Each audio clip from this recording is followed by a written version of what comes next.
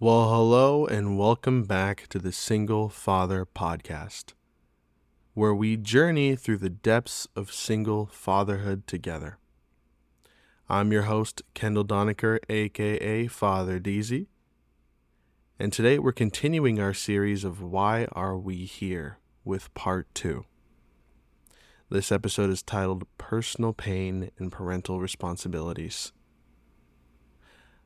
Life throws us curveballs, doesn't it? Lately, I have been dealing with the biggest curveball of my life, let me tell you. It's been hard. No, it's been real hard. And as single fathers, as parents, we're no strangers to adversity. But what happens when our personal pain threatens to overwhelm us? When the weight of our own struggles feels too heavy to bear, and yet we must still stand strong for our children? Well, today we're going to explore that. And maybe we'll explore a little bit about ourselves in the process.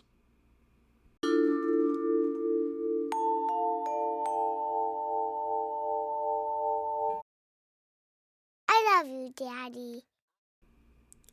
Today we're diving into this delicate balance, the intersection of our own pain and on our unwavering commitment to our children. How do we navigate the stormy seas of grief, trauma, and headache while still being able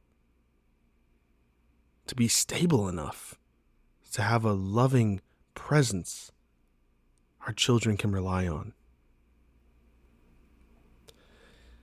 I gotta tell you, the first step in this journey is acknowledging your own pain.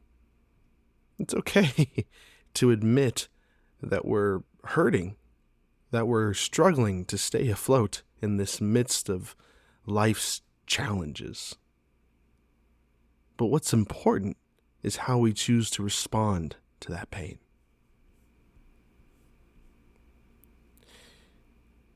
It's hard to do, easier said than done, most of you are probably thinking. Again, I have been dealing with something very personal and very hard for me lately. And for me, it took me by surprise. It shook me to my core. But in the midst of my pain, I realized that I couldn't let it consume me. I had a daughter who needed me, who relied on me to be her rock. So I learned to honor my pain while still showing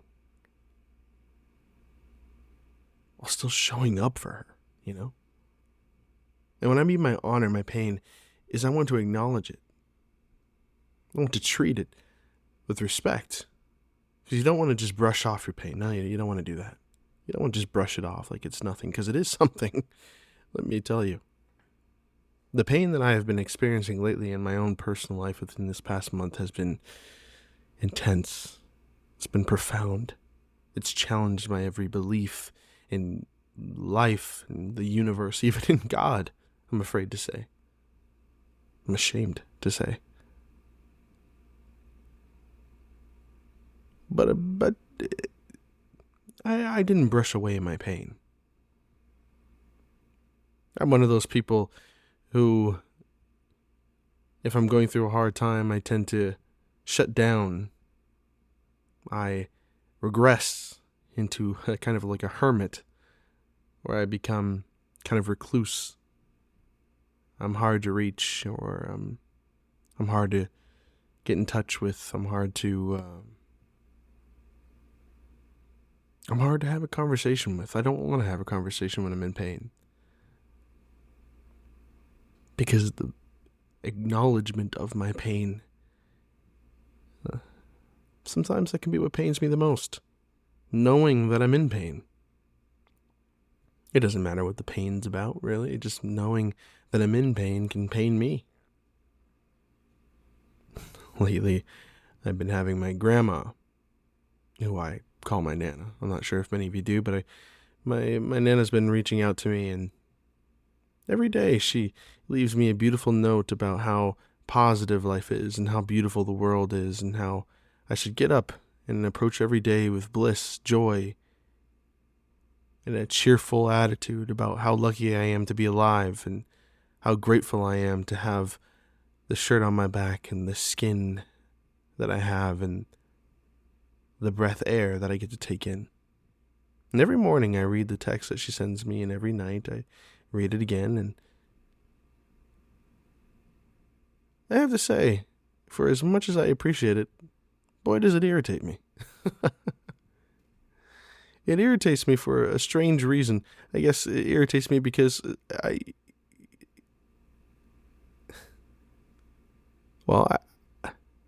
guess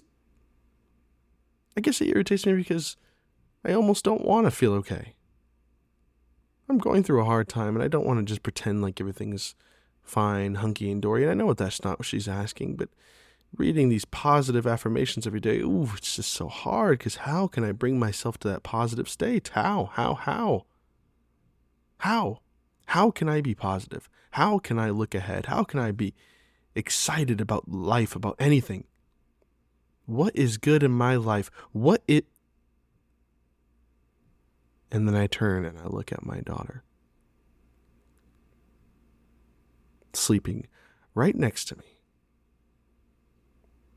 with a blanket spread across her body and one of her favorite stuffed animal kitties clenched in her chest.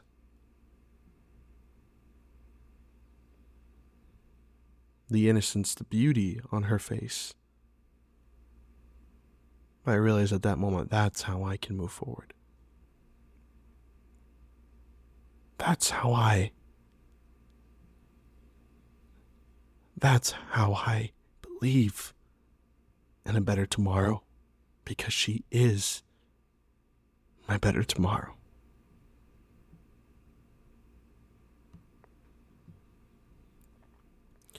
It's often said that strength lies in vulnerability. And as single fathers, we embody that every day, opening up our struggles, seeking help when we need it. These are acts of courage, not weakness. I remember the first time I broke down in front of my daughter. I was deeply shamed, but I was unable to hide the pain that I was feeling. I was terrified that I was failing her, that I was showing her a side of me that I didn't want her to see. But you know what? I think it brought us closer together. It showed her that it's okay not to be okay, and that we can lean on each other for support. Because in that moment when I was crying, because I just felt helpless, I felt weak, I felt vulnerable, I felt alone. That little girl came up to me in my vulnerable state of my own self-perceived failure, and she put her hand on my face and said, "Dad, it's okay. Everything is going to be all right." And she gave me a hug. Now look at that. A 5-year-old little girl has the fortitude and the knowledge to know that everything will be okay. And she didn't say it because she had any real knowledge of my situation or any comprehension of anything that I was going through. But she said it because she believed it. because she trusted it. The words that she said weren't just nonsensical words that just came out of a 5-year-old's mouth. She believed in what she was saying. She knew everything is going to be okay. And in that moment, I took on that knowledge. I believed with her. I stood up. And whereas my legs were shaking and wobbly, they were filled with strength and determination. And whereas my chest felt uneasy and afraid, I was filled with hope and an overwhelming sense of belief. And as I looked in my daughter's eyes, I saw purpose. I saw my purpose to keep going.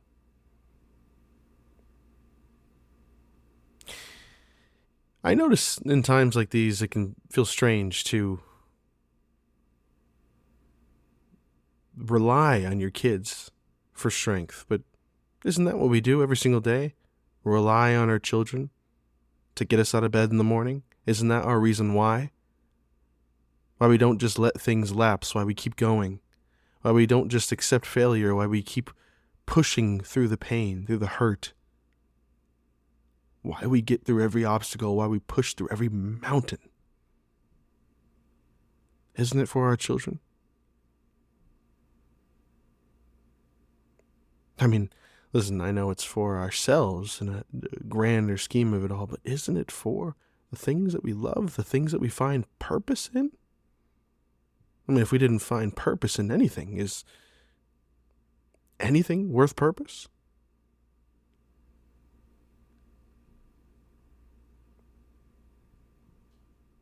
It's funny to think of a young kid being able to communicate with you in such a way, but I often find myself, appropriately telling her some things about my life, telling her I'm feeling scared today, or I'm feeling alone, I'm feeling sad, or I'm feeling happy, and we have a conversation about it. I mean, and as much of a conversation as you can have with a 5-year-old without giving them any real context to what you're going through, but it's beautiful in a way. We talk, and she, in her own little way, gives me advice, and I like that. We share something with each other. We share a bond, a sense of trust, an open dialogue with your children, isn't it? I think that's wonderful. I think my daughter as my best friend in a way. I tell her everything I can tell her. And we laugh and we fight. But at the end of the day, she knows that I'm always there for her, and I know that she is always so close to me. You know, as single fathers, as parents, we often put our children's needs before our own. But it's crucial to remember that we can't pour from an empty cup. Taking care of ourselves isn't selfish. It's necessary for our well-being and our ability to be there for our children. I don't know how many of you have been on a plane recently, but if you actually pay attention to the beginning of the plane, they say when the little, the air, things, the things that make you breathe, when they come down from the plane in case of an emergency, they say, I'm sure you're familiar with what they say to take care of yourself first before you help the children or the people around you. And what that really means is make sure that you can breathe first before you can help someone else breathe. And I really want you to think about that just for a moment. When things are going crazy, when you feel the burden of a storm all around you, when chaos is around you, you have to make sure that you can breathe before you help anyone else around you. How can you help someone else breathe when you're not breathing? You have to make sure that you're not drowning in order to pick somebody else up.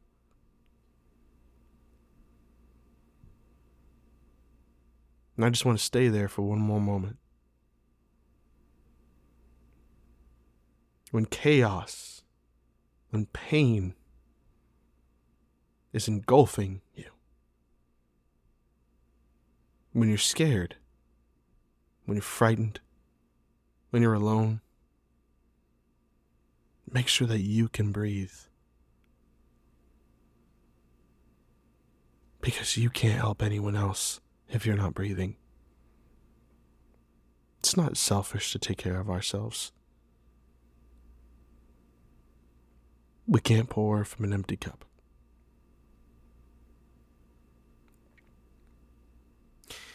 So whether it's, carving out time for hobbies or seeking therapy or simply allowing ourselves moments of rest and reflection, self-care, it's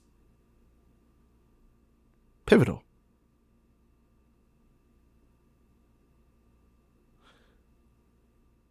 It's part of our journey as fathers. It's how we recharge, how we find the strength to keep pushing forward, even in the face of personal pain. When I find myself in a chaotic state and things are going negatively in my life, as I admit recently they have been, I find that it's helpful to sit in that for a moment and think about how I can change the things around me. Sometimes I believe that when my situation isn't going well, I try to change my environment. Meaning, I'll go on a walk more often, if I don't already. Maybe if I haven't gone to the park with my daughter that much, I'll make that a routine. Maybe I'll go to the dog park and sit for a little bit when I don't have my daughter. Maybe I'll do something a little more close to home. Maybe I'll do meditation. Like mindfulness exercises. Journaling. Seeking support from my friends or family. Working on my passions. Writing down my goals, my dreams, my ambitions. Going to the gym. Working on my body. Working on my mind. Working on me.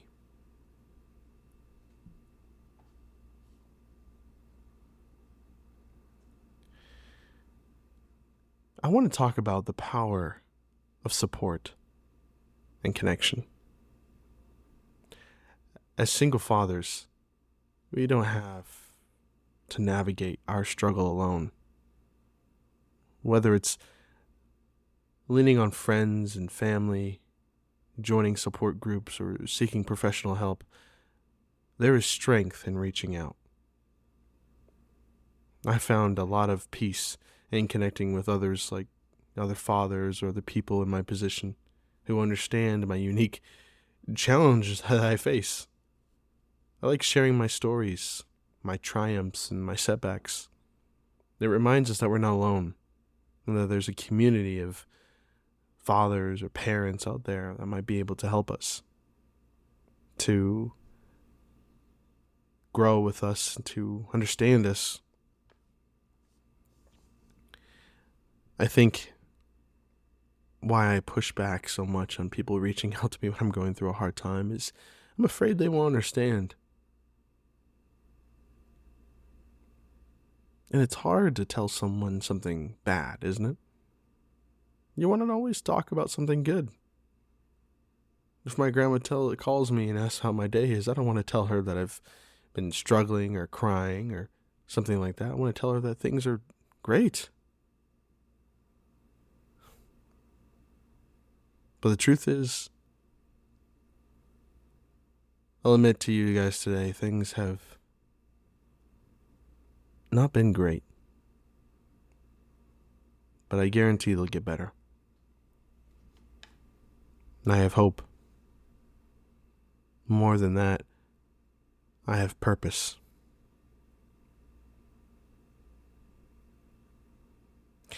All of my pain this month kind of stems from some bad news that I learned earlier in the month.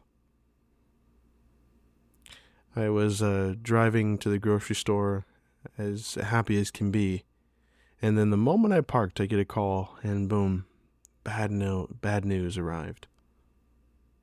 And when I hung up the phone, I laid still for a moment, paralyzed in my own disbelief and depression. And as I stayed there, staring off into space, I was truly paralyzed. I saw my hand shaking, and I wasn't able to get myself out of it. It must have been only for a few moments, but watching my hand shake, it felt like an eternity.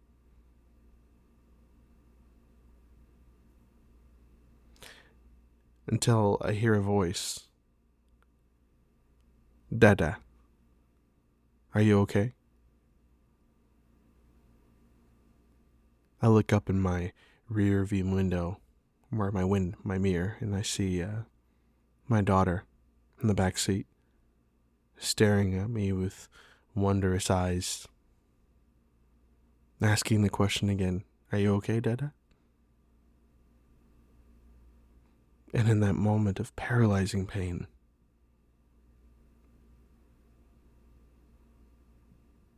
I regained control of my hand.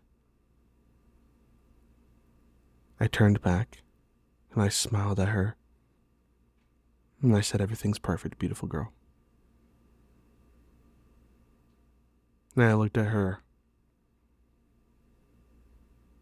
I looked at her beautiful eyes. And it's funny, because in that moment when I said everything is perfect, when I looked at her, I meant it.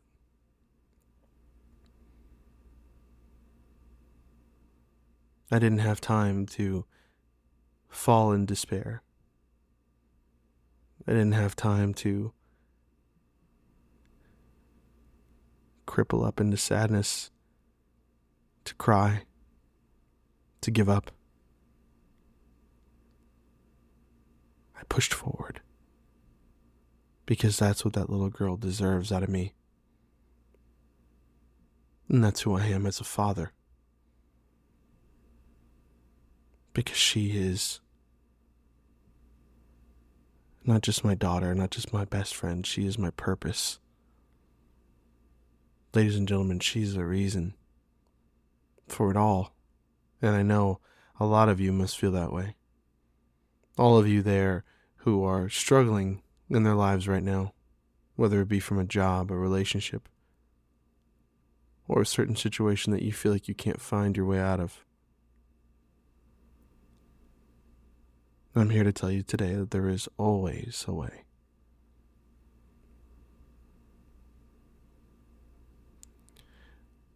I'm not sure if any of you who are religious, but I remember this song I used to hear. And believe it or not, it was on this show that I used to watch called VeggieTales. And it was a story about, something about the wise men. And there was this guy who, I'm not even really sure how the story went, to be honest. I just remember he pissed off some wise men, and the wise men threw him in a cave full of lions, expecting him fully to die. And mind you, I'm learning this story from the eyes of VeggieTales, but, by the way, if any of you are familiar with VeggieTales, please leave a comment below. But, in this scared moment of his, this person, he couldn't find any way out. He thought this was it. This was the end. There is no option that I see. There is no way out. There is no light. There is no path forward. I have nothing left.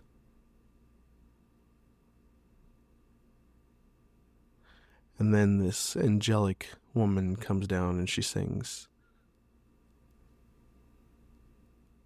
"You're not alone. There is one who is watching you, and God is his name. And although it seems this time you won't get through, God has made a way." And as this person, who I just remembered his name is Daniel in the lion's den, as Daniel sits there in this lion den full of danger all around him, surrounded by fear, surrounded by a storm around him, he remembers that there is always calm within the storm. And he sits down. And in the morning, as the light shines through the sky, everyone comes to see Daniel, knowing that he probably got ripped to shreds by the group of lions that were placed around him. And to their surprise,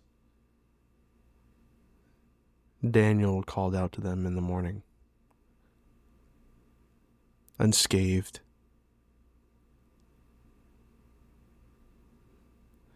not in pain, completely fine. Daniel's purpose was through God. It was through belief. He believed that things would be okay, even when he could not see a way out.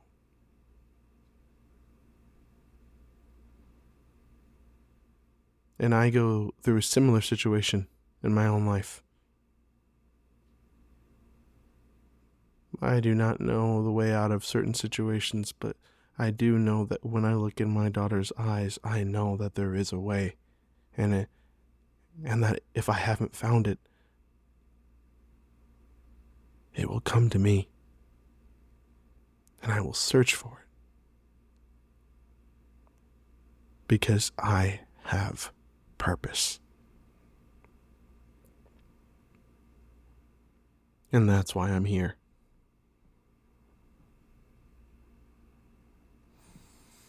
For that little girl, huh? For that beautiful angelic person that makes me feel safe in my darkest of times. As we explore the depths of personal pain and the unwavering commitment to our children, it's natural to wonder, why are we here? Why do we endure the trials and tribulations of life, especially when faced with our own struggles? Perhaps in the midst of our darkest moments, we find the answer. We're here to love, to nurture, to protect, the very essence of parenthood. It's in these moments of vulnerability, when we're confronted with our own pain, that we discover the true depth of our purpose. Our journey as single fathers is not just about fulfilling our own parental duties. It's about embracing the profound interconnectedness of life. It's about recognizing that our experiences of pain and resilience are not just about individual trials, but the threads woven into the fabric of the human experience. So, Why are we here? Maybe we're here to learn, to grow, to evolve, to become the best versions of ourselves, not just for our children, but for the world around us. Our struggles shape us, mold us into the resilient, compassionate beings capable of weathering life's storms with grace and dignity. In the end, our purpose is simple, yet profound. To love fiercely, to persevere through adversity, and to leave a legacy of hope and resilience for the generations to come. That, my friends, that might be why we're here.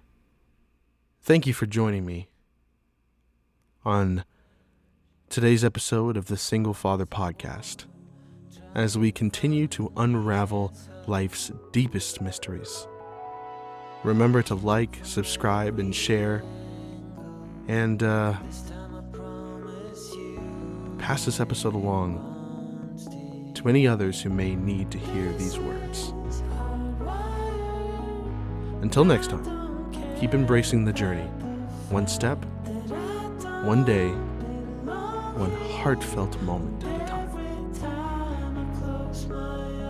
I'm Kendall Donaker, and join us next week as we explore, why are we here?